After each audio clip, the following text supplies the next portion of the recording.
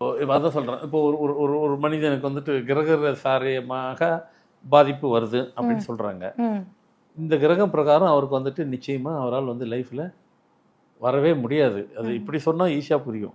ஒருத்தர் டேட்டில் பார்த்துட்டுனாக்கா உன் கிரகசாரியம் உனக்கு வந்து நீ வந்து உனக்கு படிப்பே வராது, நீ படிக்கவே முடியாது, உன்னுடைய ஜாதகத்தில் உனக்கு எழுதியாச்சு, உன் கிரகம் அதான் சொல்லுது, நீ படிக்கவே முடியாது.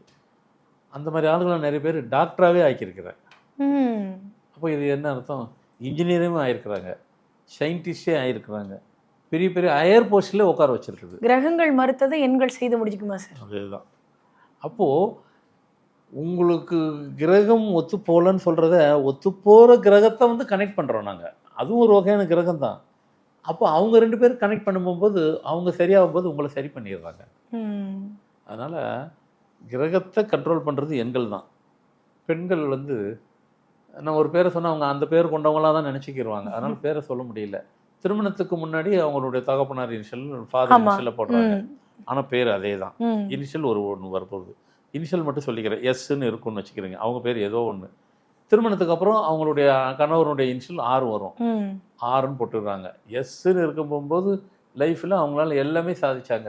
எஜுகேஷன் கம்ப்ளீட் பண்ணாங்க, வேலைக்கு போனாங்க, ஃபஸ்ட் கிளாஸாக எல்லாம் வந்தாங்க. இனிஷியல் மட்டும் அப்போ கல்யாணம் ஆனாக்கா கணவரோட இனிஷியல் தான் போட முடியும். போட்டுட்டாங்க. அதனுடைய பவர் வந்துட்டு டீக்ரேட் ஆகிடுச்சு.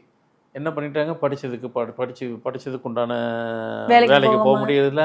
வீட்டில் வந்துட்டு டெய்லி திட்டு வாங்கிட்டு இருக்காங்க. என்னன்னாக்கா வேலை செய்யலாது, சும்மா இருக்கேன்னு சொல்றது. அவங்களே அதை ஒத்துக்கிறாங்க. இல்லைங்க மூணே இப்போ வேலை செய்யலைங்கிறாங்க. நான் சொல்லலாம், அவங்களே சொல்லிக்கிறாங்க. நிறைய பெண்கள் உண்டு சார், திருமணத்துக்கு பிறகு வந்துட்டு நல்லா சம்பாதிச்சுட்டு இருப்பாங்க கல்யாணத்துக்கு முன்னாடி. அதுக்கப்புறம் வந்து எனக்கு வேலைக்கு போகிறதுக்கு எனக்கே சோம்பேறி ஆயிடுச்சு அப்படின்றது சொல்கிறாங்க. அப்போது ஒரு இனிஷியல் மாறின பேர் மாறல, இனிஷியல் மாறினாவே லைஃபே மாறுது.